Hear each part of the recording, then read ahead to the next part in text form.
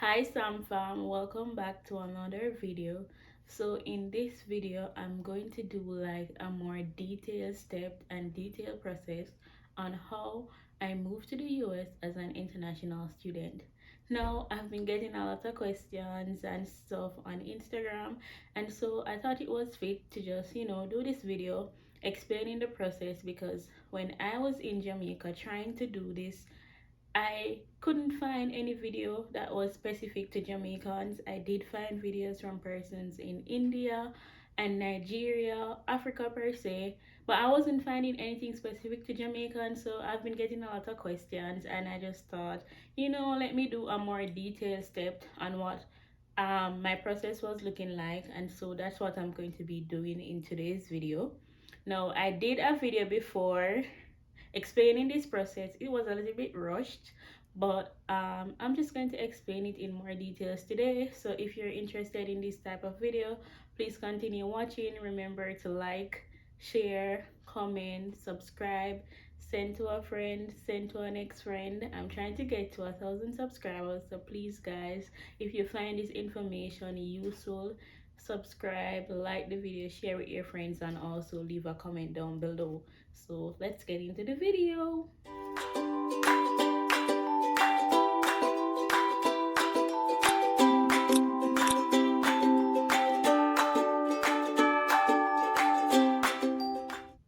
So in my previous video, I did mention I was going to do like a series, on my journey as an international student.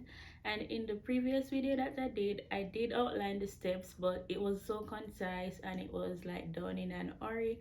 And so today I'm just going to outline the process, just, so you guys can understand what my journey was like. And if you're interested in this journey, you can learn from my mistakes and also ask me any question. I'll be free to answer in the comments down below. So I did outline the steps. So I did in the previous video, which is like a summary, which I said I'm also using my laptop just to like help me, so I don't leave out anything. So in the previous video, and I'm going to link it so you guys can watch it if you haven't watch it before. It just lists all the steps. So first I told you guys that you need to apply to an SEVP school. An SEVP means Student and Exchange Visitors Program, and based on the type of school you're looking for a program, it will vary from person to person. Then you need to confirm your admission, you submit your proof of funds, then your school issue you an I-20 if you show that you have sufficient funds to sustain yourself in the US for 1 year. And then you pay for your CVS fee, and then you apply for your student visa, and once you're approved, you are ready to travel to the US. So I'm going to try to do these videos in parts. So today I'll just be speaking about what my experience like, what led me to this part in my journey. And so that's exactly what I'm going to be doing today. Tell you guys the school that I applied for, how I went about it, and just all of those stuff. So please continue watching. Remember to like, share, comment, and subscribe.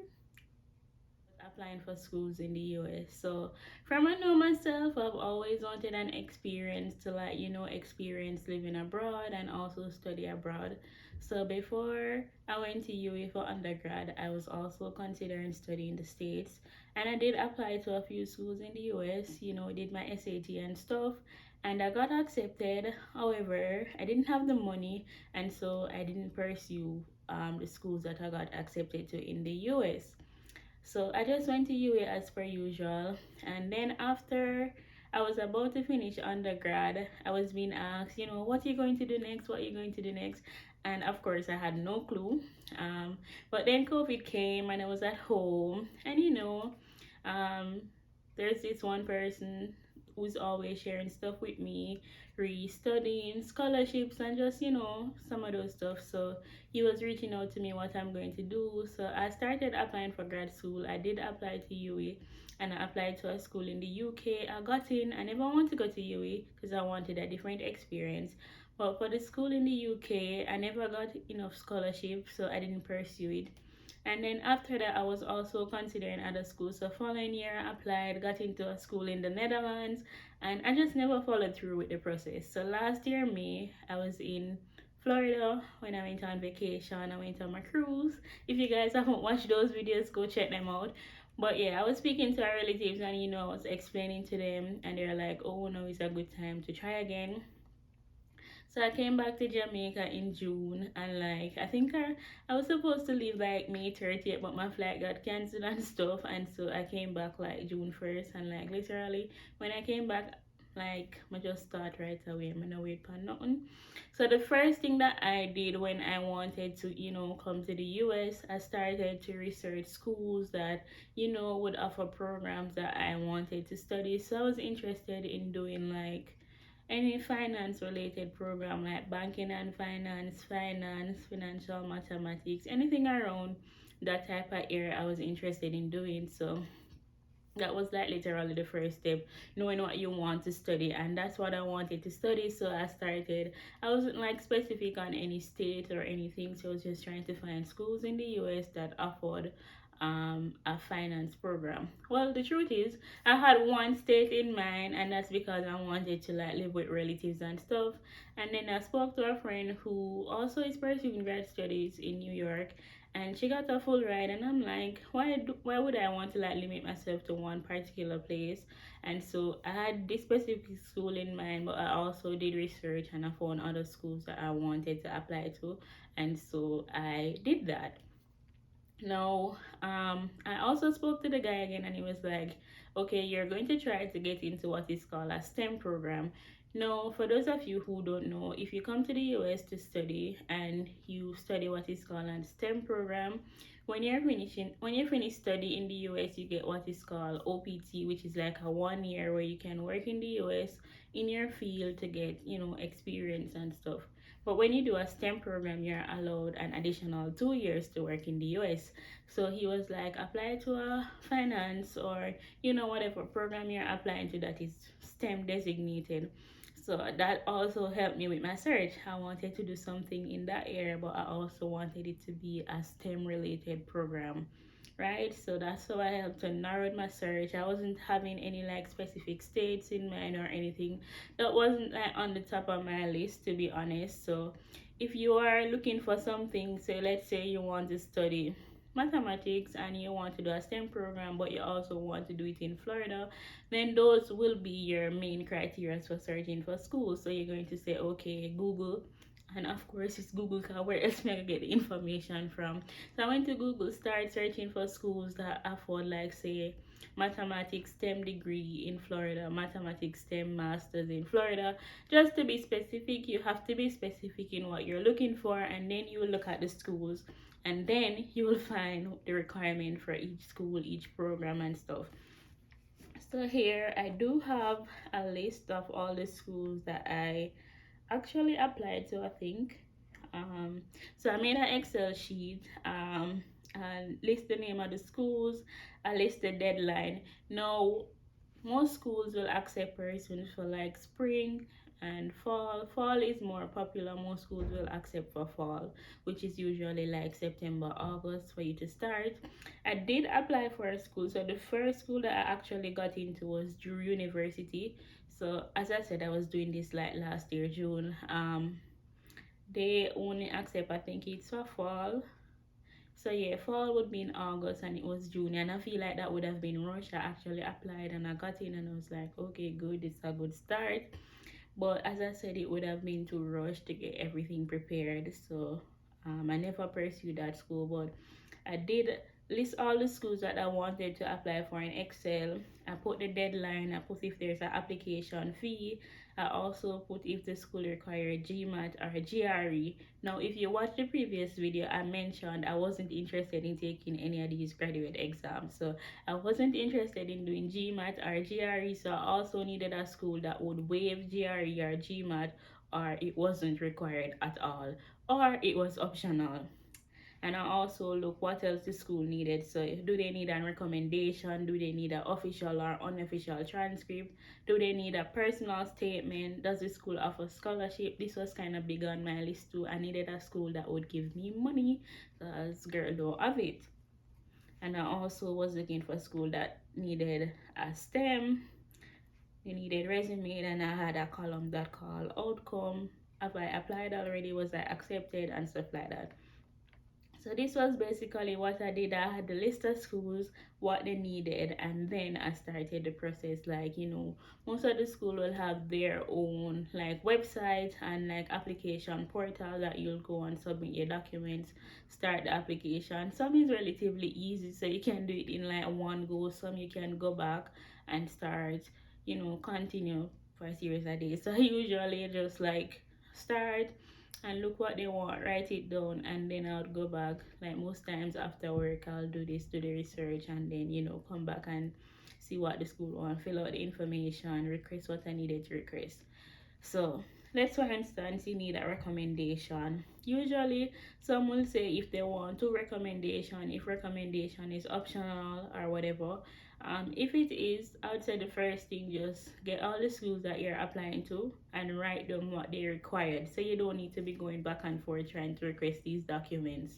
So let's for instance the school need recommendations.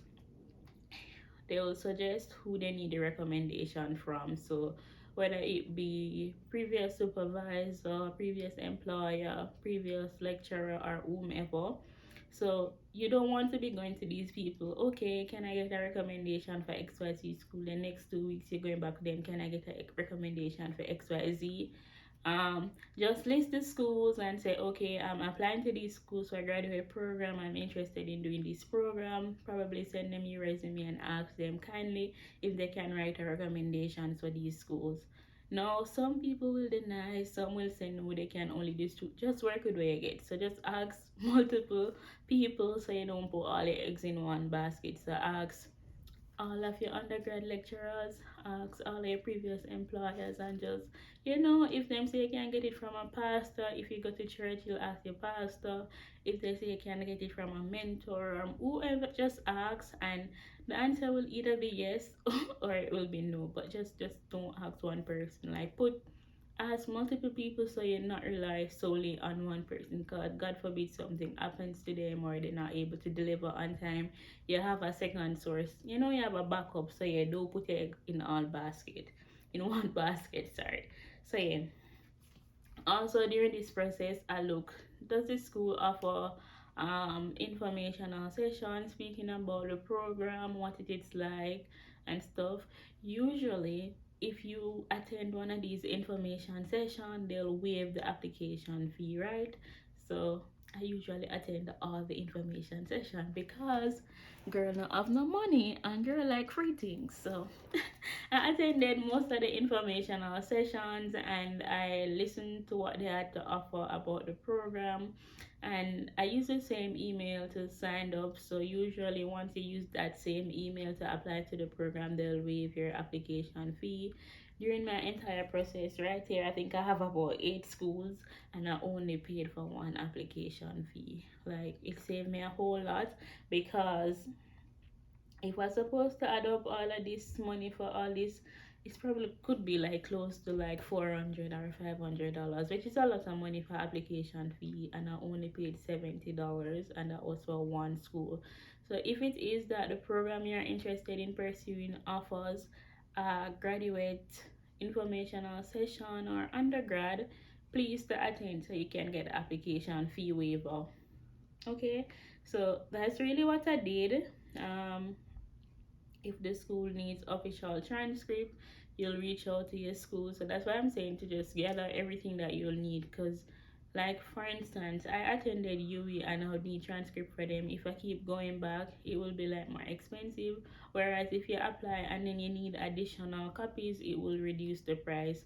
Some school will ask you for your unofficial transcript, and then you can actually save this from, I think for UE it's not OURVLE. I don't remember what the name, but there's a way you can actually save your unofficial transcripts. So yeah, I was actually trying to not to make this video very long, but I've been speaking for like more than 12 minutes now, so I'll probably try to wrap up soon.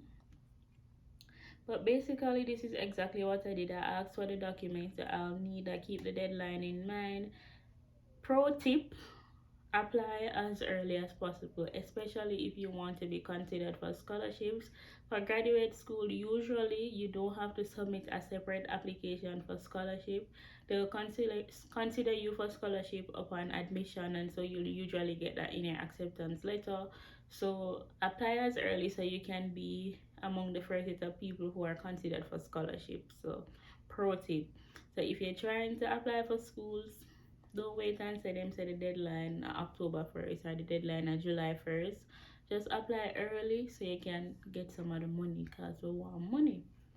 And I'll discuss in other videos how you're going to show funding, and so I'll speak more about these things. But apply early. Ensure that your personal statement is strong. Usually for your personal statement, once you write one, you just tweak it for the other schools. So you know if you kill up yourself, you're right. If you apply for 8 schools, 8 different, you just tweak it. So ensure you speak about why you want to do a graduate program, why you chose this school. So do your research on the school. Is there anything specific that jumps out to you that the school offers? Are they like problem-based learning? Do they offer scholarship? Are they STEM?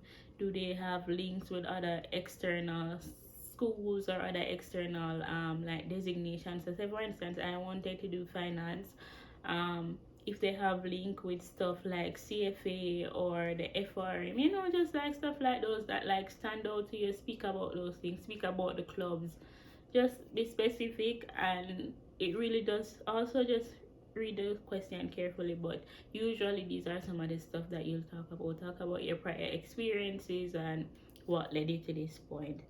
So yeah, as I say, I have my schools, the deadline, application, feed, what they need, recommendation, and I basically did all of those stuff, gathered my documents, and then I applied for the schools. um and then some schools will get back to you relatively quickly, some will take a while. I said I applied for one school like today, and within 2 days they got back to me. That was Drew University, and that was probably late, and they only gave me like 15% reduction in the tuition fee. But as I said, that was for fall, and I wasn't like interested in starting in the fall. I was looking more for spring based on when I started the process. So yeah, I was looking for January 2023, and fall would have been like August 2022. But these are basically the first step. I'm going to do other videos speaking about the other steps, so I'm just going to like break it down in steps and stages so you guys can have it like very detailed, and you know exactly what to do. So after I applied for these schools, I basically decided whether I was going to like confirm my admission. I did accept all my offers from the school. Like as I say, I'm gonna put all your egg in one basket. So they'll ask you to confirm. They'll give you probably 2 weeks to a month. Some will give you 1 week. It just depends on the schools and what are their criteria. So they'll give you 2 weeks to a month. So I always accept all my offers. If they ask me to pay money, I never really paid it. So sometimes they'll follow up, because I say I need to ensure which school I'm going before I commit to paying the actual money, to like whether it's like a seating fee or whatever, just to confirm your spot. So I accept, but I never usually pay the money if they actually ask for it. Now, not all school will ask for like pay money to confirm. Some will ask, but I would say only pay when you decided which one you'll offer. Some will reach out to you and follow up with you. Okay, are you still coming? And you can tell them, so you're trying to decide, and they'll be okay. Because one school, I think it was Suffolk University, the person that I was working with, he was always following up. And when you feel like a school want you to come, I'm just sorry to say, I think Suffolk is in Boston. I'm just sorry to say Boston. Yes, it's in Boston. I'm just sorry to say Boston did so expensive. I never really followed through with that school, but I would have really loved to go there. So they were, following up, asking questions, and also during the whole application admission process, you'll have persons who are called like the directors of each program that you're applying to, and you can always schedule meeting with them via Zoom, or if you're in the area, you can visit in person. I always met with them online, and ask them questions, ask them for tips, free scholarship, everything. So yeah, this was really like the application process, confirming your admission. So next I'll do a video how I went about showing proof of fund, scholarships and stuff like that. So if you found this video helpful, please remember to comment below, share it with a friend, like. And as I said, if you're watching this from other country, this is the perspective from a Jamaican, and I'm just trying to help other Jamaicans who might be thinking to come to the US as an international student. I never find videos from Jamaican, so I'm trying to do that myself. So please subscribe, guys, show me some love, and drop a comment below. Remember to like, share, comment, and subscribe. Catch you in the next one.